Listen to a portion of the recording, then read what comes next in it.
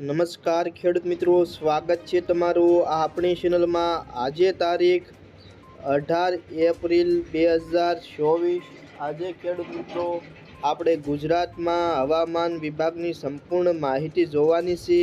કેટલાક વિસ્તારોમાં માવઠારૂપી વરસાદ થઈ શકે છે, સાથે તાપમાન વિશે પણ આપણે વિગતવાર માહિતી જોવાની છે। તો વિડીયો છેલ્લે સુધી જોતા રહેજો અને ચેનલમાં પહેલી વખત આવ્યા હોય તો નીચે આપેલા બટનને દબાવી ચેનલને સબસ્ક્રાઇબ કરી અને વિડીયોની લિંક મિત્રો સાથે શેર કરી દેજો।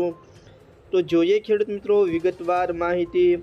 તો વાતાવરણમાં સવારના સમયગાળા દરમિયાન થોડો ઘણો ફેરફાર જોવા મળ્યો હતો। સવારના 6 વાગ્યાથી લઈ અને 9 વાગ્યા સુધીના સમયગાળા દરમિયાન રાજ્યના કેટલાક વિસ્તારોમાં વાદળછાયું વાતાવરણ થોડું ઘણું જોવા મળ્યું હતું। સાથે અત્યારે સાંજે 6 થી તે રાતના 9 વાગ્યા સુધી પણ વાતાવરણમાં થોડો ઘણો ફેરફાર જોવા મળી શકે છે। સૌરાષ્ટ્રની વાત કરીએ તો સૌરાષ્ટ્રમાં સાથે તાપમાનનો પારો ગગડ્યો હોય તેવું લાગી રહ્યું છે। રાજકોટ, ભાવનગર તેમજ જૂનાગઢ સહિત કેટલાક વિસ્તારોમાં તાપમાનનો પારો ગગડ્યો છે અને બપોરના 11 વાગ્યાથી લઈ અને 3 વાગ્યા સુધીના સમયગાળા દરમિયાન તાપમાન વધશે।